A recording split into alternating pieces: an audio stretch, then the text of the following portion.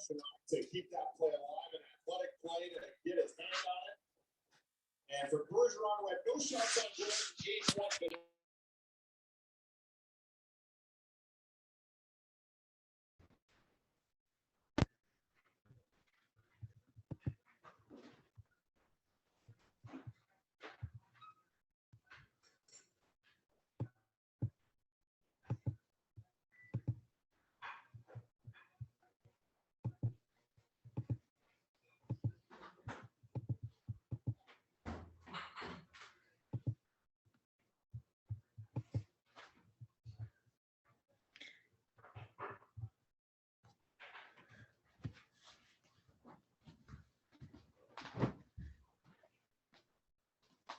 Hold up, I'm coming on.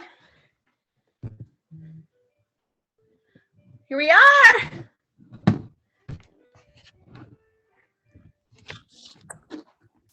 Let me get everybody logged in on here. Hi, Jill. You guys can totally turn on your sound if you want. I have no idea who Comet is. Who's Comet? Angela, that's Haley. I don't know how I named myself that. Let's see. Trying to figure out how I can pause my recording. We can just keep going. All right, so I'll wait one more minute on here. Here we go, making peace with food.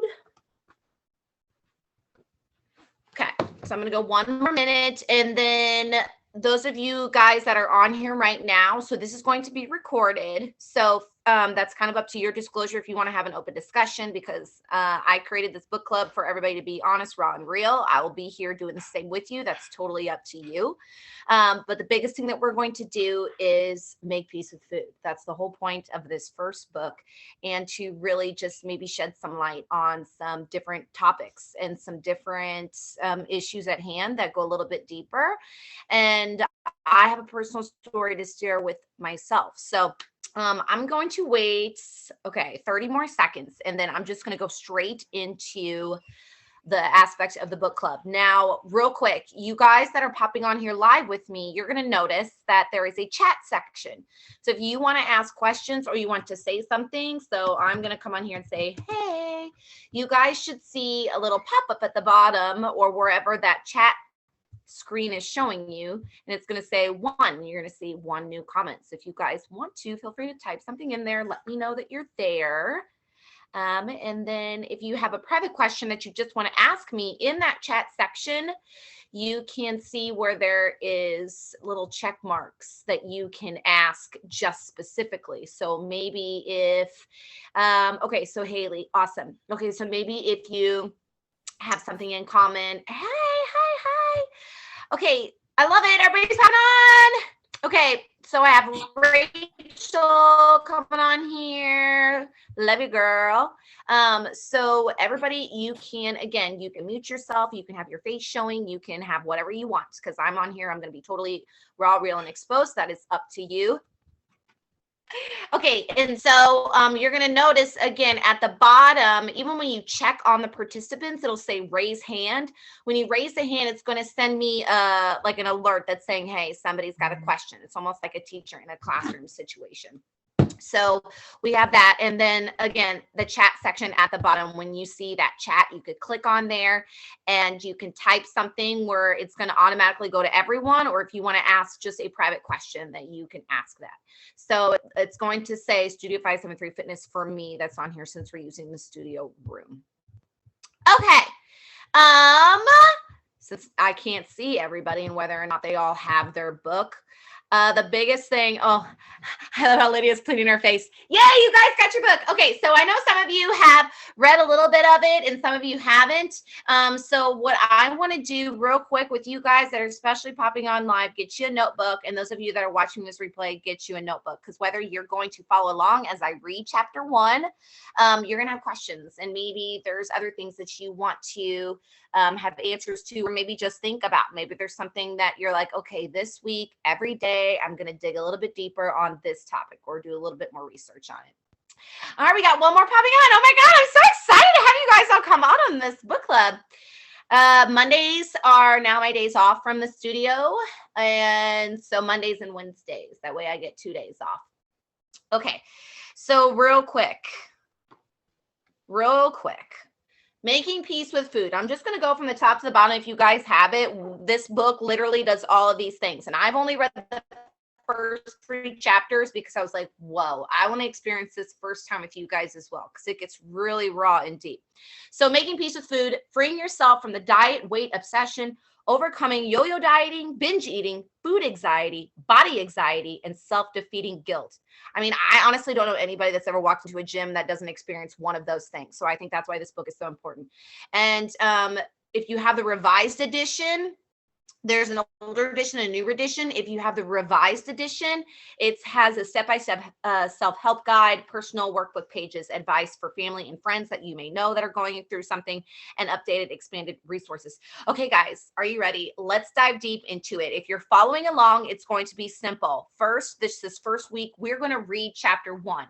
When we get done, as we go on to next week, we'll have a discussion about our findings, and maybe we want to share a little bit more about each other, or maybe at the end of this, I could stop the recording and we can all just have a private conversation as well. So let's just see how this goes. I'm going to let you guys read the acknowledgments and the preface, and they're actually really good. It just shares the author's history of the book and how it has affected her and then the experience that she went through. But let's go to the first chapter. Chapter 1, and officially page 1. Important warning before we begin that this book is not intended to be used in place of needed therapy or professional support. If you have any doubt about your conditions, please consult your doctor. Okay. Number 1, chapter 1, the problem. Pounds of fat or piles of pain. I could go on and on about that one sentence, but I'm not going to. Let's get started reading. So I'm here reading with you. Get your book out, follow along. Let's get to talking. All right. Do you often think about how fat you look? Have you ever thought, I was bad today, I'll starve myself tomorrow? Do you repeatedly size yourself up in mirrors and occasionally store windows, despite the fact that your size and shape always look about the same as they did at your last inspection? Do you often want to eat something but deny yourself? Have you ever felt full yet desperate to eat? Holy crap, think about that first paragraph. Could you answer yes to any of those questions? Years ago, I had to answer yes to all of these questions. Many of my friends had to answer the same way. We assured these aggravations were inevitable, that we couldn't afford to stop. But none of us liked it. If you're struggling to become or remain thin, this book is for you. If you have developed a painful preoccupation with diet, body weight, and shape, I'm speaking to you. My goal to help you free yourself from diet weight obsession. Don't get the wrong idea. This is not a diet book. You have probably tried many diet and exercise programs, only to find that your problem with diet and weight remained. I'm not going to send you through this treadmill again. Almost all of the people who buy diet books and go to weight loss clinics do not overcome their problems with diet and weight. In fact, the 5-year follow-up records of virtually every diet program indicate that a third to a half of dieters gain back more weight than they lose. It is commonly estimated that only 2 to 10% lose weight permanently, and even many of those dieters continue to suffer from severe conflicts surrounding their diet and weight. Very powerful and unavoidable causes, many of which are psychological, underlie this problem. See chapter 2. So we'll talk about that in chapter 2. Diet books try to answer the instant questions of a society obsessed with thinness. How can we lose weight? How can we eat less? How can we maintain lower weights? Instead of addressing the question many of us have finally begun to ask, how can we stop being preoccupied and upset by our eating, body weight, and shape? I learned how to control my diet, lose weight, and maintain a very low weight. But after achieving these goals, the real problem remained: unhappiness, dissatisfaction, and pain caused by an obsession with diet, weight, and shape. In fact, my success intensified the problem. That's crazy, guys. That's insane. Hey, hold on. I got a timer going off in the kitchen. Let me turn it off real quick.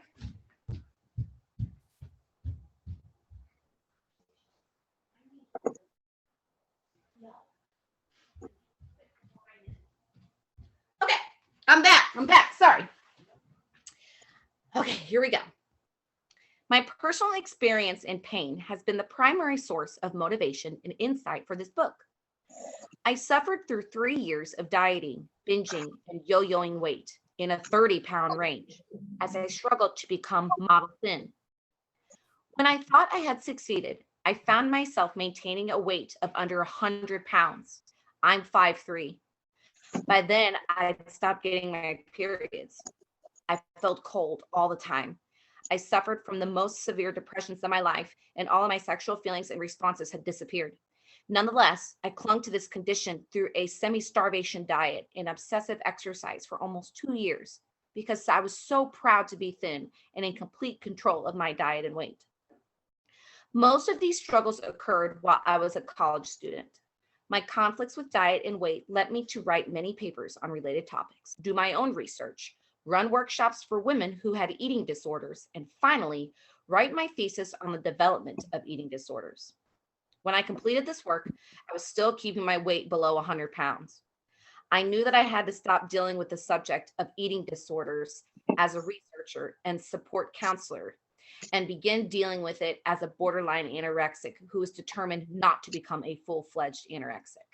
Okay, so before I go on, look at that little picture. If you guys see that picture, it's so crazy because we correlate weight with mood, which is so crazy that we've done that over the years, but we've all done it. We've all been exposed to it as well. Okay, going on. During the next 2 years, I slowly but surely worked through my eating disorder. I gradually let go of strict dietary controls and regained my healthy weight. I remained conscious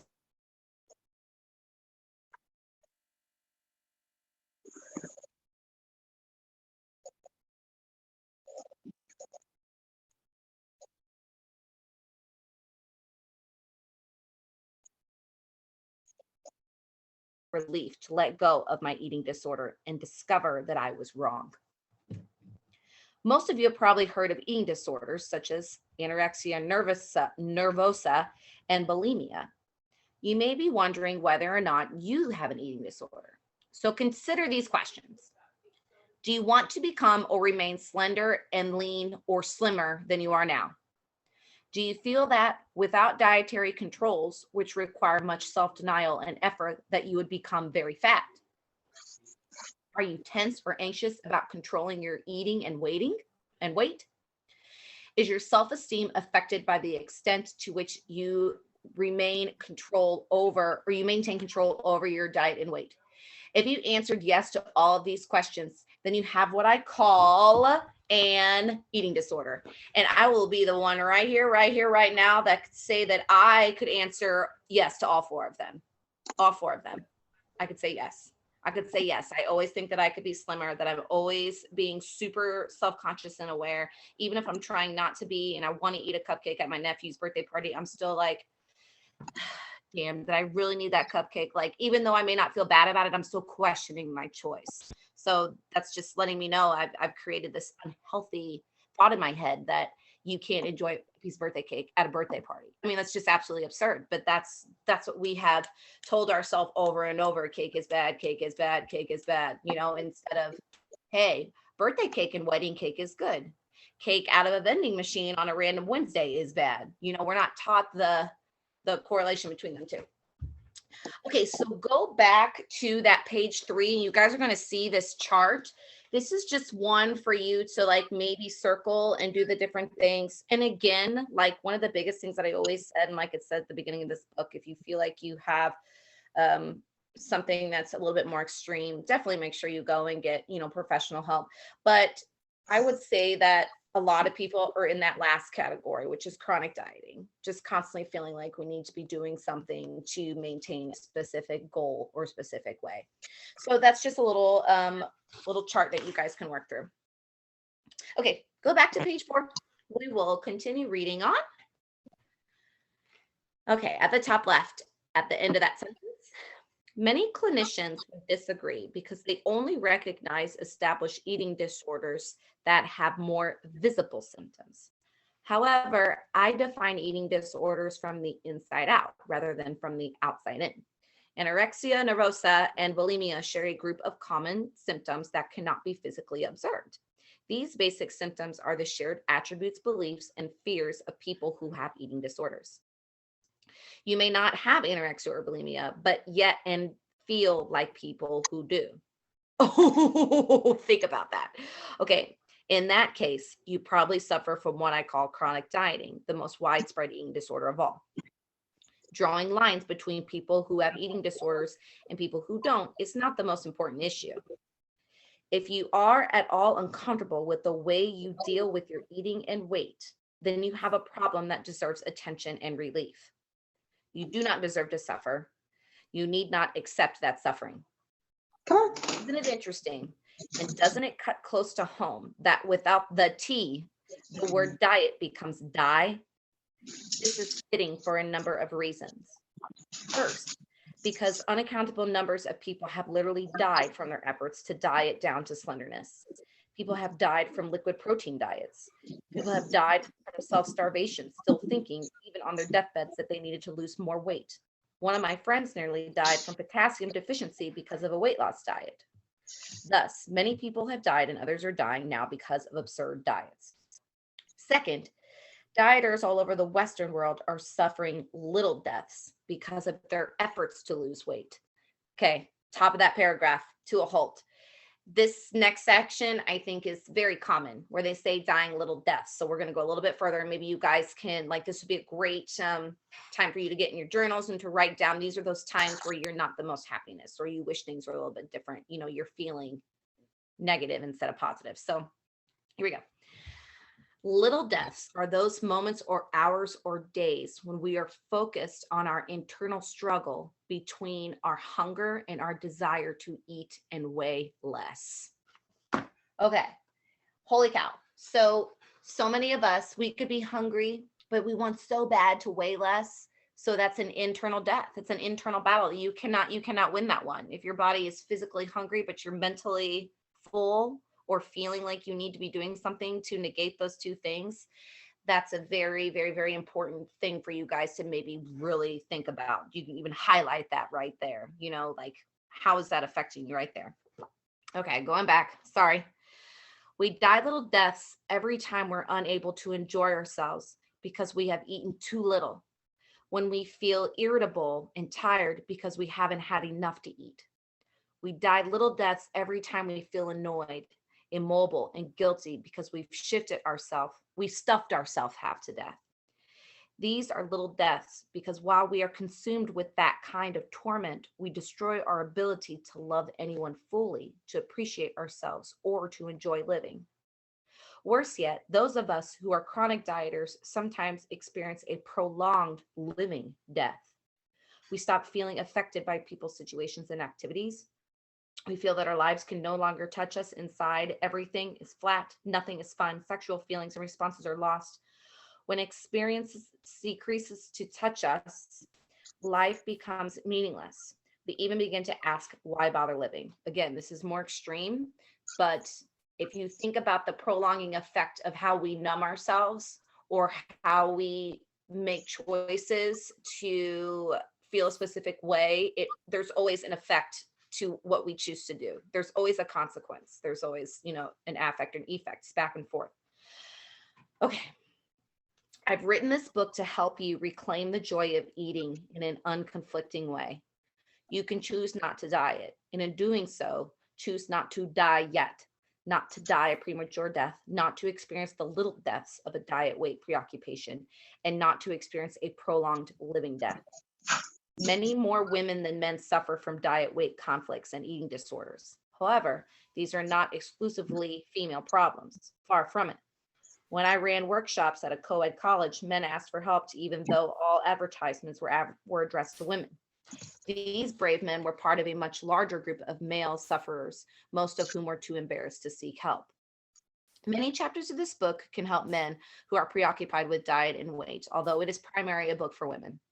Men and women share many experiences and feelings. However, we are treated differently on the basis of gender. We are brought up differently. We are pressured in different ways. And the messages we receive about our appetites and our bodies are especially different. Within these differences lie the reasons why so many more women than men suffer from diet, weight, preoccupation, and eating disorders.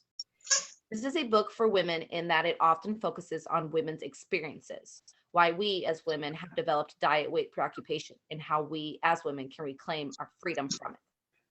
We're living in the midst of an epidemic of diet weight preoccupations that range from mild concern and anxiety to life-threatening eating disorders. Literally millions of people are struggling with the addictive cycle of binging and purging. Chronic dieting is so common that many people think of it as a normal condition.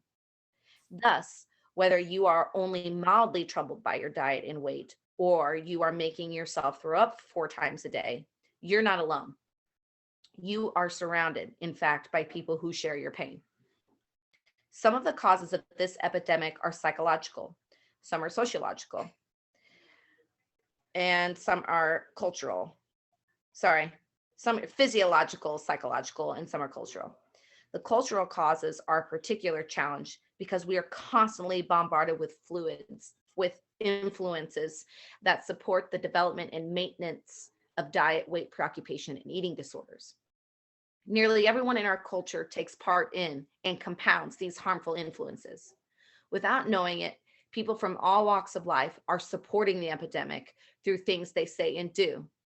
In the course of this book, you will learn how to undermine diet weight preoccupation instead of encouraging it. I have included this training not only because you can help stem the epidemic, but because you must stop supporting it in order to overcome your own diet weight preoccupation. Sometimes I still fear that I will not be able to let go of the last remnants of diet weight preoccupation unless I move to a culture that does not encourage it. If the attributes around us move in the right direction, however, complete freedom will become much easier to achieve. Thus, as you work towards freedom from diet weight preoccupation, you will help not only yourself, but me and millions of other people who share your pain. Okay, my mind was going 10,000 miles a minute. That's why I couldn't talk anymore, because I was thinking about so many things. I was thinking about, several people that have gone through it themselves or currently are going through it, or maybe their kids are going to be exposed to it. And that last part really hit me because especially all of us that are exposed to, even in a fitness facility or just Instagram and all the stupid social things that we see, there's no woman that is totally just told 1,000 times that she's stunning when she's 50 pounds heavier than when she was 50 pounds lighter. You know what I mean? Everybody's always praised for their weight loss. They're always praised for their thinner self. They're never praised at their current stage. And that's something we're always going to struggle with that, because in our heads, us culturally, especially our age, have been taught that, thinner and more, I guess you would say, lean is the right way to go. And some people, as you're going to find out in this book, that's just not the way their body is meant to be. So we're going to talk a little bit more about that. But one of the biggest things, especially as moms with daughters, you can think about this page 5 and what we just read, how we're the influencers of what they're going to be exposed to. So if they're encouraged to constantly be thinking about what they're eating or what they're wearing or what their size is or what their weight is, they don't even know what that means. They just in their head are being exposed to the same shit that we were exposed to. If they watch Disney Channel, there's no super chunky actors their age on there. There's no, things like that. They're being exposed to the same thing. This is a great way for moms to like nip it in the bud early, both guys and girls. And just to talk to them about health, just to talk to them like, hey, if you want to be good at sports, it's easier on your knees. You'll be a faster runner. If you eat healthier, it has nothing to do with weight. It's just, are you eating healthy? Are you eating healthy? That's what it all comes down to. Okay, moving on. I studied the manual. Why can't I steer the boat? Okay, so we're going to keep going on. Bottom of page 5. I'm just going to keep trucking along in our reading. I still remember the first day of my first philosophy class in college. I can't say all these philology words. Okay. The professor announced that we would be required to hand in file cards filled with personal comments on what we'd read and how it might apply to our lives and philosophies. One of my classmates confronted the professor with indignation. The assignment, he complained, was junior high-ish as an insult to his intelligence. Other students nodded in agreement. We're now on page 6. The professor remarked that a semester rarely went by without the same complaint and then asked, do you learn more from direct experience or reading about the same topic? Direct experience, we naturally replied. Do you learn more from something you participate in personally or something you observe? We agreed that participation was usually better. And what do you retain and think about more? Things you apply to your personal lives or impersonal abstractions, like most of what you'll be tested on at this or any other university? Once again, we answer was obvious. I'm glad you see it that way, the professor concluded. Now you can also see why I want you to write personally significant comments instead of impersonal analysis, or worse still, notes. If I test your comprehension and retention today, you'll probably forget it by tomorrow. I'd rather you left this course with a personal change in philosophy, or at least a personalized view of certain philosophies. Any more questions so far? Like my old professor, I encourage you to interact with, think about, and apply information by asking yourself personal questions. I have therefore provided questions and space for answers at the end of each chapter. I have no intention of talking down to you through these questions. You have the intelligence and ability to free yourself. This book provides a framework for that process. Think about and answer these questions as you go along. They aren't designed to test your comprehension or memory. They're designed to help you think about what I've said and to figure out how it applies to you. I envision you reading and thinking, then writing, reading and thinking, then writing as you read my book. I strongly encourage you to write down your reactions because it will help you comprehend and apply what you read. Written responses will also allow you to go back later and look at your own reactions with a new perspective. Of course, not everyone loves to work through problems on paper. If writing is difficult for you, even when done for no one but yourself, then try discussing what you read and feel with someone you trust, perhaps someone else who would like to read this book. Ideally, do both, write and discuss. Why is it so important to think, write, and discuss as you read? Because you must take an active role in order to improve your life. You will never free yourself from diet weight preoccupation simply by reading about it. That would be like trying to learn to sail by reading about sailing every night before bed. I use this analogy because I once met a man who did just that. He spent uncountable evenings reading books about sailing around the world in a small boat, books about sailing, or about sailboat racing, books about cruising with the whole family, books about sailing skills and terms. Then he bought a large boat and continued his evening reading. It didn't work. A year later, this man still couldn't sail his boat. I imagine him throwing down his books and crying, I studied the manual. Why can't I steer the boat? If you read this book, think carefully, write down your thoughts, and actively work toward your goals. You will be rewarded accordingly. Be aware, however, that it is easy to understand the cause of diet weight preoccupation, yet continue to suffer from it. Understanding the problem is only the beginning of our struggle. What we know tends to be a few steps ahead of what we feel and how we act. Work through this book at your own rate, but be aware of going too fast. Most of us have been taught to read too fast and process too little. We have been trained to read and absorb and repeat rather than to question and apply information to ourselves. Questioning and examining personal implications takes much longer than reading. It's a good idea to read a chapter. Let it sit for a while, perhaps the rest of the day.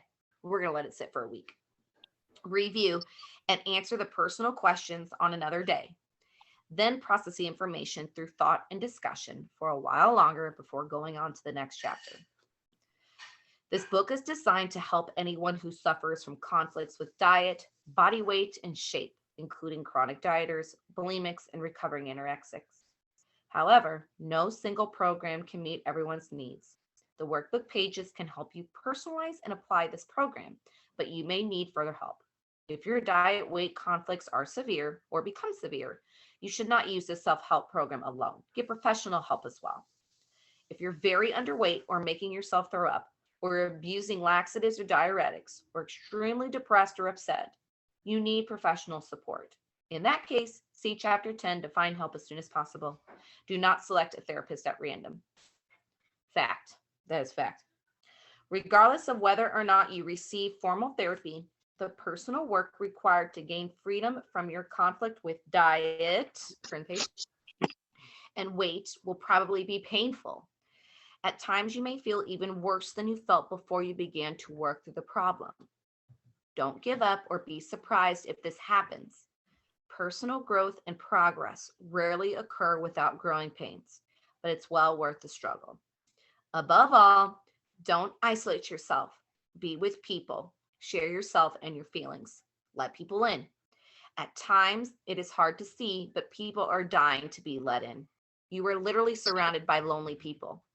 You could break through some of that loneliness and therefore break out of your own isolation. Wouldn't that be beautiful? All you have to do is reach out. The information in this book, combined with the things you will think, write, say, and do, will lead you toward freedom from diet weight conflict.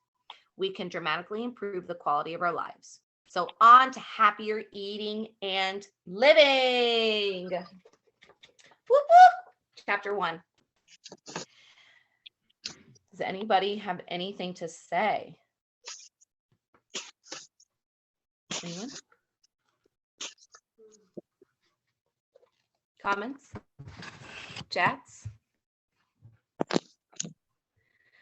Well, I'll come on here and share a little bit. So I was always a chunky one, and I always exercised like crazy to help me. And I also struggled with emotions, and I never knew how to classify it. So the doctors told me when I was 14 that it was depression, but I was like, I'm not really sad. I'm just not really know what's going on. And so people always really correlate things to be so in one category, which I think is totally absurd. And obviously we're in this world of tons of medications that they want to shove in your body. But also just that pressure of always feeling like you needed to be a specific way. And I really don't know why I felt that way. And so sometimes I think we, even as little girls, get so brainwashed to think or be a specific way. I've never had like a traumatic experience other than the fact of I never was physically supported being who I was. And I think my lack of verbal affirmation and guidance in that area made me obsess about exercising. And then it wasn't until my family, like every person in my family, died from cancer and, then Nick getting sick, that I became so obsessed with nutrition. And so that's when I got on the board of nutrition. But if anybody has a personal story they want to share about why they have an unhealthy relationship with, diet, weight, exercise, anything, you can share. This is an open space. If anybody shares excess information outside of this group, I will come and kick your ass because this is a safe spot. Anybody want to share anything? Again, you don't have to. I'll share some. Hold on, Lori. I can't hear you. I see you talking, but I can't hear you. Hold on. Oh no. Can everybody else hear her?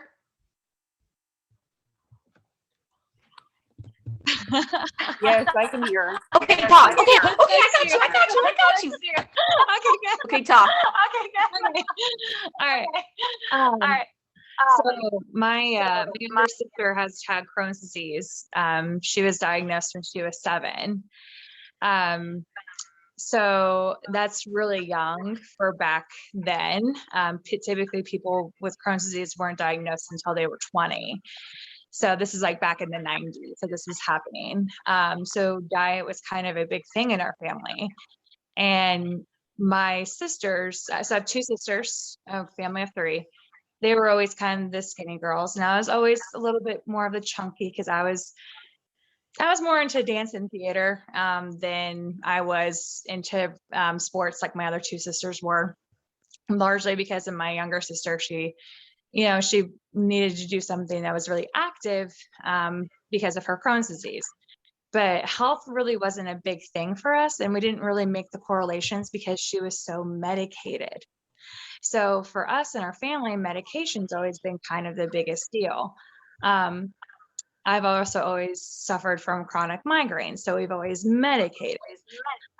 So it's been kind of a big struggle of always putting medications in your body.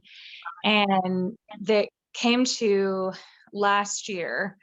Well, first of all, actually, about 4 years ago, I saw a picture of myself and I was extremely fat in that picture. And I was like, I have got to do something. So my natural reaction was to medicate myself. So I put myself on some medication and I had some great weight loss. I lost about 50 pounds and it was beautiful. But as soon as I got off the medication, I gained 40 of it back. So I kind of was understanding that maybe this wasn't the best way possible to, really be healthy. So last year I was diagnosed with endometriosis, which a lot of you girls probably know. Mine is a little bit severe, and I'll get into maybe at a later date. But I ended up having to have surgery, and my doctor told me that I needed to really watch my nutrition, that it was all about my diet rather than putting more drugs into my body. So that's when I really kind of started getting to understand a little bit more about like what I was eating. And just really understanding that what I was putting into my body was also going into my hormones. And that's really what was causing a lot of my, depression, a lot of my angst, and a lot of my unhealthiness was just because I was eating, not just like emotional eating, but also like hormonal eating as well.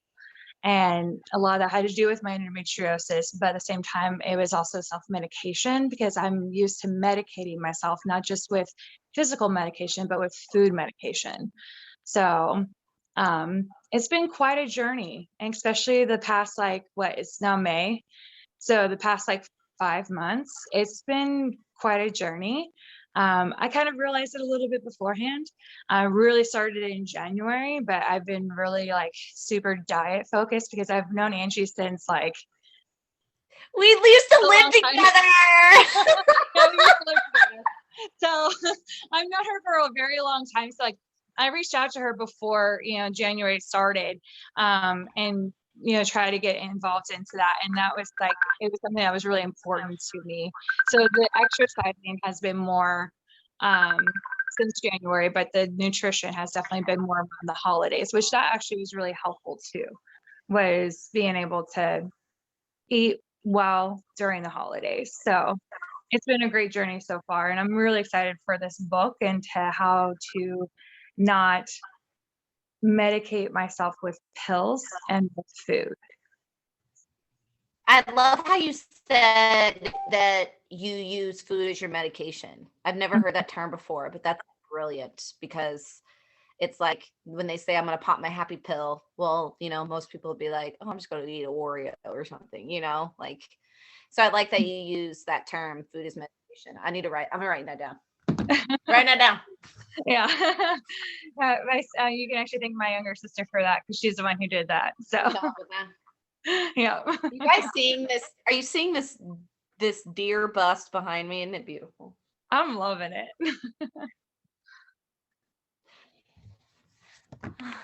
Thank you, Lori, for sharing. That's really good. And I'm very proud of you. Thank you. Very proud of you. Anybody else want to say anything or share anything? Again, you can, this doesn't have to, you don't have to like share your personal testimony. You can ask questions. You can just bring up a topic. Hey, Ann. So thank you for inviting me to this group today. I'm definitely going to get the book. So I was really thin my whole life. And then in 2011, I was diagnosed with Hashimoto's and fibromyalgia, and kind of let go. And I gained like 70 pounds, and I got to over 200 pounds. And finally in 2016, I decided I was going to do something about it and started eating a little bit better, but mostly I just started walking every day and doing yoga. I have a horrible relationship with food, but over the last 2 years, I'm now gluten-free, soy-free, sesame-free, very low dairy, very low corn. So I've developed a better relationship with a lot of the things I can and cannot have.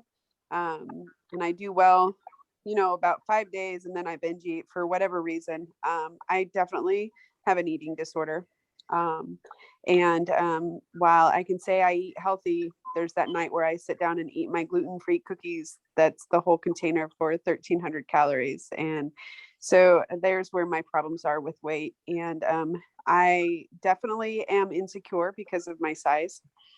And, I'm constantly looking in the mirror thinking if I wouldn't have eaten those cookies last night, I wouldn't have this belly and things like that. So thank you for inviting me and letting me listen in and learn. You're so sweet. Nobody, I mean, your last name doesn't show up and your face doesn't show up. So if you ever want to reveal your full identity, you can reveal your full identity. But Haley is a new inspiration for me because she's overcome a lot of shit in life. And I'm just so proud of you. And if I could tell you, just knowing just things that you've shared with me, especially late at night, most women tend to binge eat late at night, me myself. It's an expression, a way to help with loneliness. Food makes you feel full. And so it's just one of those, especially a mouth situation. You think about that, like kissing feels good or snuggling feels good. Well, I can hold on to my bag of chips and really munch onto those suckers, so they're filling those different niches. And I really do. I'm really glad you're here. And this book's going to help you a lot. It's going to help you a lot for sure. But you also know that you're beautiful regardless. And your health is what's most important. So you cutting out those foods that make your health conditions, flare up and do those different things. I'm very proud of you for getting those and getting a little bit control about that. Let's see. Oh, she's so sweet, saying thank you.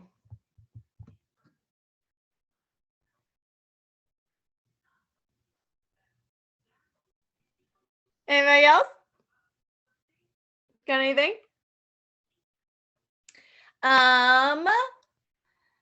Let's see.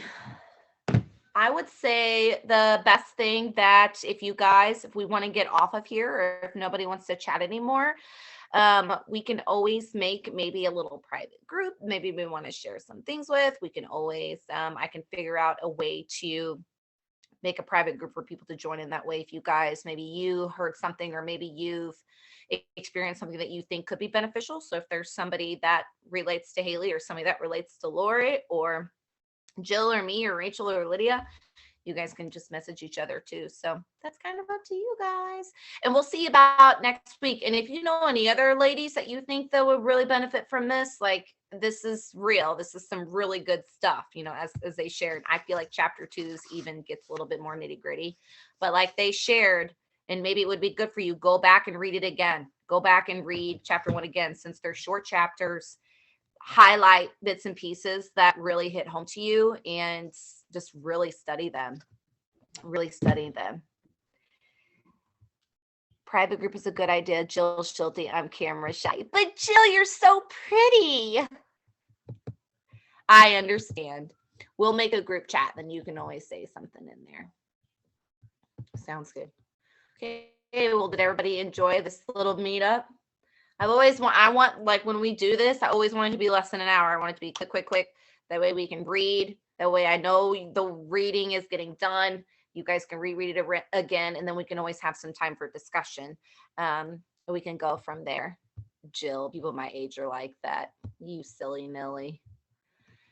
All right, guys. Well, with that being said, I'm just going to pop on off here. I'll see what I can do about getting a little private group together and then inviting. Let me take a picture of who's all on here. Everybody stay there. Everybody stay there. I'm taking a picture with my phone so I can invite you guys to the private group.